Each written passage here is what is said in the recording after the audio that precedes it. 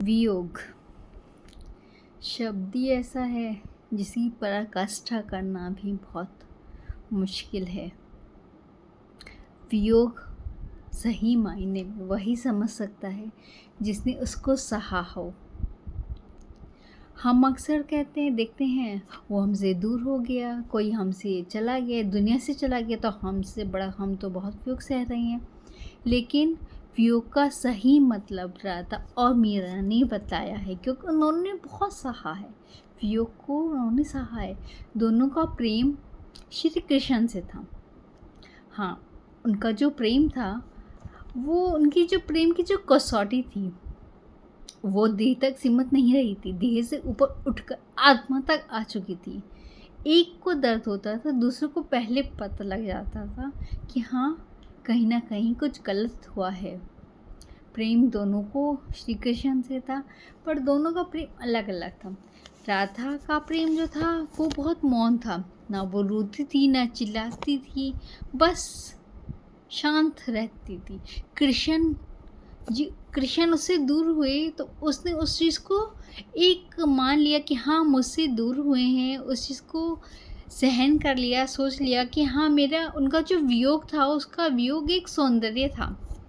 वो प्रेम स्वयं को वो साबित नहीं करता था कभी भी, वो ऐसा कुछ साबित करने की ज़रूरत नहीं थी। बस उनके जो आंसू थे वो स्मृतियों में घुलकर जीवन का हिस्सा बन गए थे। सेम वियोग मीरा जी नहीं सहा है, पर मीरा का वियोग क्या था, वो मुकुर था। मुकुर इन द सेंस वो महसूस करती थी कि हाँ, कृष्ण जी उनके आसपास हैं। वो गाती थी, भजन करती थी, अपनी जो फीलिंग्स थी, अपनी जो उनकी फीलिंग्स थी या फिर उनके अपने एहसास जो थे, उसको भजन के रूप में गाती थी। भजन से कुछ ना कुछ बोलती रहती थी। वो अपने दर्द को छुपाती नहीं थी, बल्कि उसको साधना बना लिया था।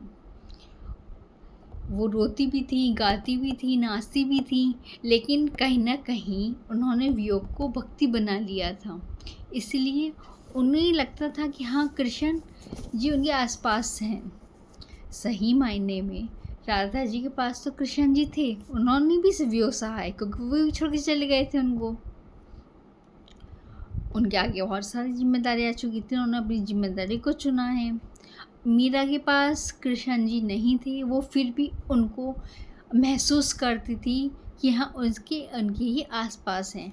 वो हमें सिखाती थी, अगर देखा जाए तो वो अकेली होकर भी एक साहस का प्रतीक थी। वो अकेली थी वो, लेकिन वो डरती नहीं थी कि हाँ, मैं अकेली हूँ तो मुझे डर कैसा। अगर उनका जो दोनों का जो प्रेम है वो कहीं ना कहीं अपने प्रभु को खोज लेती थी। एक जो डर होता है, उस डर को वो प्रभु को खोज लेती थी। राधा और मीरा का वियोग हमें सिखाता है कि ज़िंदगी जो है उसको किस ढंग से जिया जाए।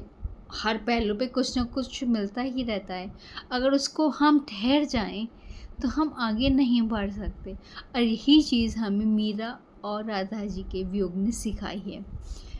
एक का वियोग था जो भीतर से रहकर चुपचाप प्रेम को सहता था, बोलता नहीं था, बट चुप रहकर प्रेम को सहता था।